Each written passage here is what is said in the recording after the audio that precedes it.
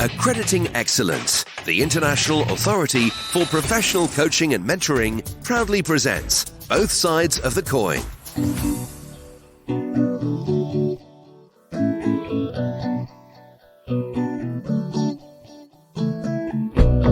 Do you or any of your clients have a creative brain?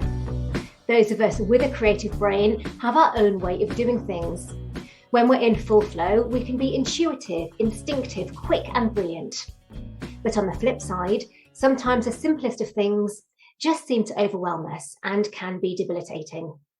Today we get some top tips on how to coach creative brains. Welcome to Both Sides of the Coin, a podcast produced by the IAPC and M. We're a leading accreditation body and our aim is to increase public confidence and to raise industry standards by enforcing a rigorous accreditation process that ensures the quality of professional coaches and mentors. The podcast is aptly named Both Sides of the Coin because we talk to both a coach or mentor and one of their clients to explore both sides of the coaching mentoring intervention, what works and what doesn't. As the proverb says, iron sharpens iron. Before we get started, let me introduce myself. I'm Julia Butter, your host and an accredited master coach, and I've been coaching for 10 years, mainly in the area of career, transition and life coaching. Joining me today are Julia Caddick and her client, Rebecca Duckworth. Julia is an accredited coach and specialises in coaching creative brains. A creative herself, Julia has earned a living composing, conducting, arranging music, writing for BBC Radio, as well as training professional singers.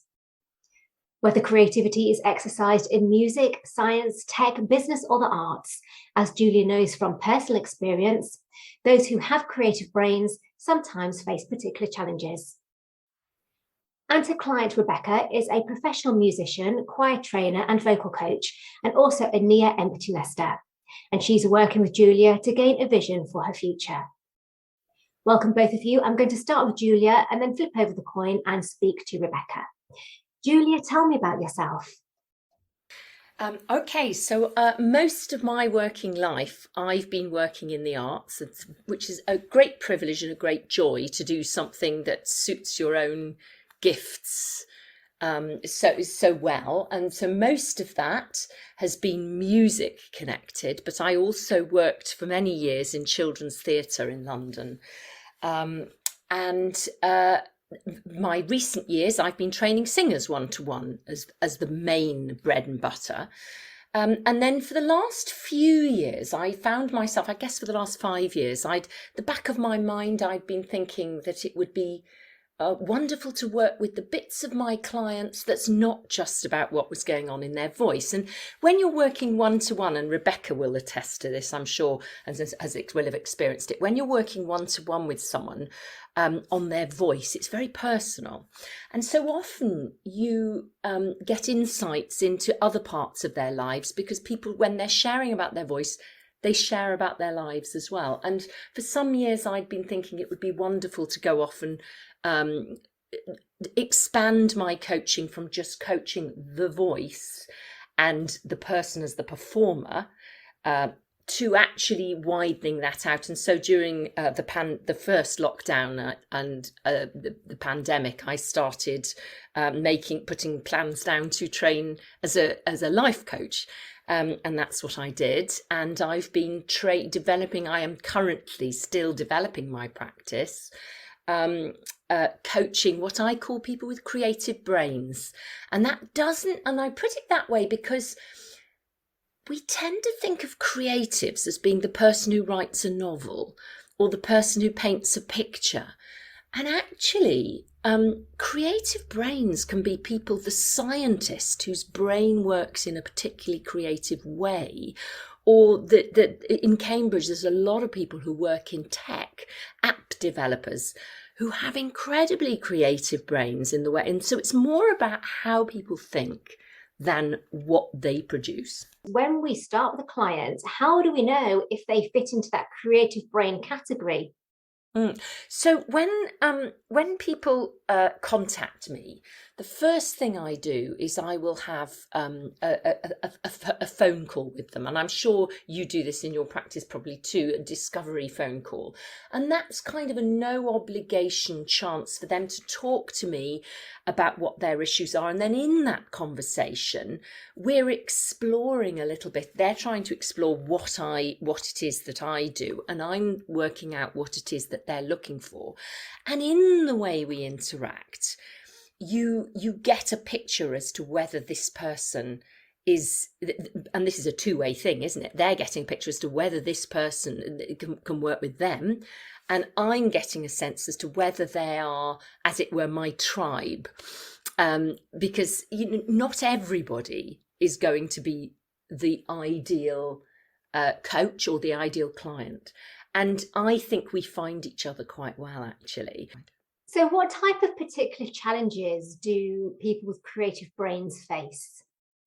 Haha, Rebecca, take note. You're gonna recognise so much of this. So do you know, it's a very interesting thing, because creative people usually have areas of expertise that they're absolutely brilliant at.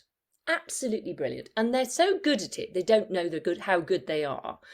And they can, that things that they can do standing on their head in their sleep, and they wouldn't even think about it. And other people in general society would go, oh my goodness, fancy being able to do that. But the very creative person can hardly see the strength in it, because it comes so intuitively to creative people. But then there'll be very mundane other things in life that will completely overwhelm us. And I'm going to put an us there, because I am one of those creative people. And I think partly it's worth knowing how creative brains think, because in the way brains work, there's neuroscientists talk about convergent and divergent thinkers. So a convergent thinker is a person who thinks in a very, very logically in a straight line. And a divergent thinking is when we think like this. And ideally in life, we want to be really using a mixture of both kinds of thinking. But creative brains are very predominantly divergent thinkers. And being a divergent thinker has wonderful, wonderful assets to it, because you can see out of the box, and you think, you grab things, as it were, almost from the ether, the way your brain works. But there is a challenge with it, and that is that because people with creative brains can go in so many directions at once, that works great for a certain amount of time, and then things become overwhelming because there's too many strands going on at a time. So typically creative people will have not just one novel going on. They'll have a novel and a plan for this and a plan for that, and an idea about a series of workshops that they could run, and things like this. And all of that is absolutely brilliant. But then in the background, you've got life going on. You've got the argument with the energy company. You've got the some issue going on with, I don't know, a utility company, let's say. And it'll be those things that overwhelm. It'll be the combination of all this wonderful, wonderful creative stuff that you want to do, and then suddenly you hit a brick wall because you can't bring yourself to ring that utility company, or you can't, there's that thing, that silly, mundane thing that will stop you in your tracks, and suddenly you can feel completely overwhelmed, and you feel like I just don't know where to start. So when somebody is in a session and they go, I've hit the brick wall, I'm overwhelmed, or actually, do they not realise it? Do you have to point it out to them? Take me through that process first, whether they realise overwhelm or whether you have to point it out. And then we can talk about actually how you then coach them through that. That's a really good question. It very much varies from person to person, I think. And I think that creative people get very aware in life of when things are overwhelming, because there's a kind of a feeling that comes with it. And it can be like a feeling of not coping for some people, a feeling of, it's difficult to describe. For some people, it can be a feeling of, I just want to step off life for a second and just observe. And for some people, it can almost hit as procrastination. And I think it's very, very different from person to person. So what I will ask is, I'll ask people to talk about what's been going on and what the perceived blocks are. So what tools do you give people in your coaching to help them be able to overcome that overwhelm themselves at the end of the coaching sessions with you? Mm-hmm. So there's scale of overwhelm, isn't there? There's overwhelm that's I've got a lot of things on my plate. And then there's a different kind of overwhelm, which is much bigger, which can leave people needing to step back out of some major projects for months on end.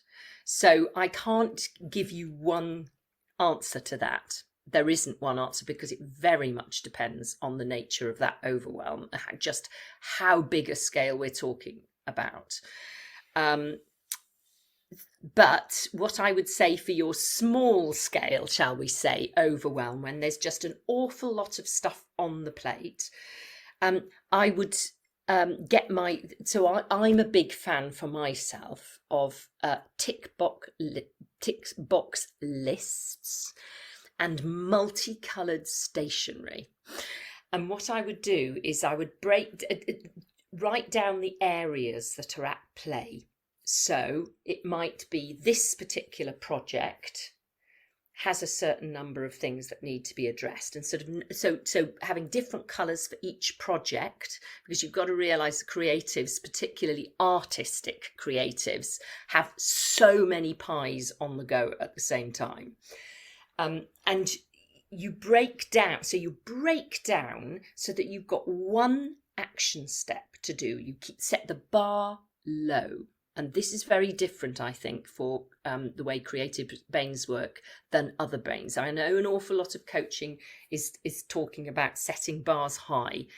With creative overwhelm, you set that bar low. You set that bar low so that it's something you can jump over. So it may be that you have on your list for the day, you'll have make a phone call to this company. That would, for me, when I'm facing overwhelm, making the phone call to the utility company would be massive, absolutely massive. It would have such a barrier to do. Then you'd post a letter. That's a simple one. You want low barrier stuff that you can tick off so that you can get out of this feeling that you cannot do anything. So you want your little list of very easily achievable tick things, because the big thing that other people think is the overwhelm block is the creative project. That's not. The massive creative project is the bit that brings joy. That's the bit that actually the creative brain is wanting to get onto, but there's all these hurdles in the way that seem massive. And so I would say, set yourself a to-do list with some simple things that you can tick off, because you want to start the day with things that have been ticked off. Then once you've and if there's one particular mundane, irritating thing that is terrifying you, like the phone call to the utility thing, do that at 8:30 in the morning. Get it out the way so that your creative heart can do what it wants to do. Julia, what top tips have you got for us as coaches that we can then use with our clients who have creative brains? There's something about procrastination. So a lot of people who have got creative brains will talk about procrastinating, but I feel it's rarely as straightforward as simple procrastination, because it's usually to do with organisational challenges, and that's to do with the so many strands going on that we talked about earlier, or overwhelm. And because, again, this thing we said about divergent brains, that people can't think straight. People will sometimes say, I can't think straight. And it's because there's so much going on. So I think when we, as coaches, we tend to jump and go, label, that's procrastination. And I just want to say to your coaches that ask the question, is it actually procrastination, or is it something that's actually organizational overwhelm, and that actually is as simple that creative brains need some tactics about organization. Thank you so much, Julia. Some really great top tips for us there as coaches when we work with people with creative brains. I'm going to flip over the coin now and speak to Rebecca, your client, and hear from her perspective how coaching has helped her. Rebecca, tell me about yourself. Yeah, hi, Jenny. Well, I know I did say that I'm an empty nester, but reflecting on it, I realise it's in address only because I've got 2 daughters. So regardless of the fact that one no longer lives at home, there is still heavy involvement with her. So yes, I am nodding a lot along to what Julia's saying about the overwhelm and about the simple things early. I totally concur because yes, I'm a musician, freelance musician. I'm one of those people who hears a tune and can just play it, both hands on the piano, blah, blah, blah, blah. I think nothing of it, but I've been able to do it all my life. And I forget what a boon that is and what a wow that is to others. But I've also been somebody who has felt overwhelmed because I have all sorts of family burdens. My father died last year, in his 90s, 200 miles away, and I've got a stepmother to look after who's got quite bad dementia now. I also inherited a previous stepfather who also had dementia. So I know what it's like to struggle to feel any sense of oneself. I feel like I quite lost my original who I am along the way, and I've tried hard to keep little strands of it going. What took you to the position to decide I need coaching to help me in this particular season of my life? It is my lack of concreteness. So when Julia was talking about strands and clutching things out of the ether, my actual work life was strands. You know, I am a one-to-one singing teacher. I do train choirs all in different places. I'm also training to be a counsellor, and I've just nearly finished that counselling training. But I'm also involved musically in voluntary capacities as well. So I'm trying to think to myself, who really am I? What is the nub of Rebecca that I would like to pursue age 57 onwards? I could flail around with different strands and not quite feel connected to any of them. So I'm looking from for the concrete, and I knew I needed help because I thought I was almost feeling overwhelmed with the thought that my next tranche of life might never happen. I knew I could end up in strand, and feel that I'd never really fully delivered myself while I was alive. A bit esoteric maybe, but that's how I felt. And so I thought, I had heard that Julia had become a coach, and I contacted her. And so what has been your coaching experience from when you started to where you are at present? Well, we have results.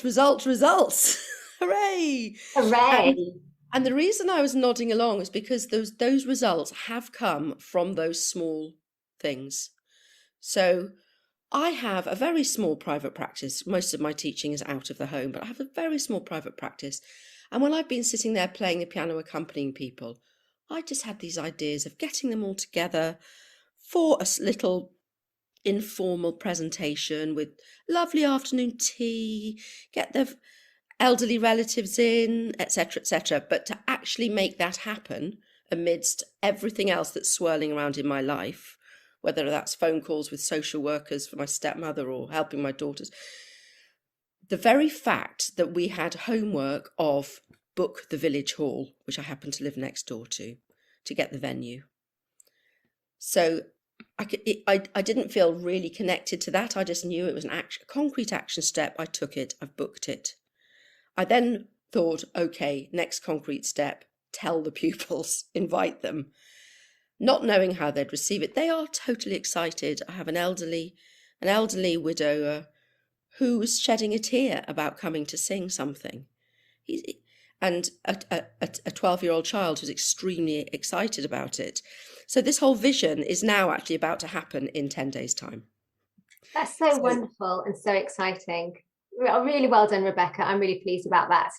What's the one thing that you keep remembering every day from your coaching with Julia?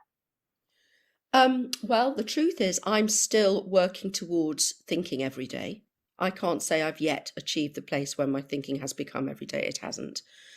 But over the last few months, something is growing. Maybe I've got a neural pathway growing that wasn't there before about plans and thinking about what's true to myself amidst the fog. So to keep this trail, if I can, this thread of being true to myself in it all, which I'd lost and could have remained lost for the rest of time. So probably more times per week I'm thinking about it than I was before. And I'm discovering, I'll call it the magic of these small concrete steps, that 8:30 phone call or email. That's superb. And Rebecca, this is a coaching podcast for coaches to learn best practice. From your experience of Julia, what do you think is important for other coaches to know? I think the listening is key. The listening before telling. And I mean, this isn't a mnemonic I've talked with Julia about, but there's this LAIR, L-A-I-R, listen, acknowledge, interpret, respond. And it's the A part, the acknowledge, that I feel lands. Julia does acknowledge me and what I'm saying. She doesn't jump from L to I or L to R. Listen to respond. She acknowledges and interprets back. So I feel heard and understood. And that creates inner space for me to then move forward, rather than saying, no, but it's actually more like this. I feel a spaciousness, which I deeply appreciate. What great feedback for us, Rebecca, and what a great discussion and top tips. Thank you so much, Julia and Rebecca. And if you would like to work with Julia, then she can be contacted at juliacaddick.co.uk. We're confident that anyone who attains an international authority for professional coaching and mentoring accreditation will be amongst the very best that the profession has to offer. So if you're someone who's interested in having some coaching and mentoring and want to find an accredited coach, mentor or training provider, or if you're a professional who's interested in becoming accredited, then please go to our website, coach-accreditation.services. And finally, if there's a topic that you would like me to cover on future episodes of Both Sides of the Coin, then I would love to hear from you. My email, jenny.podcast@coach-accreditation.services. Bye for now.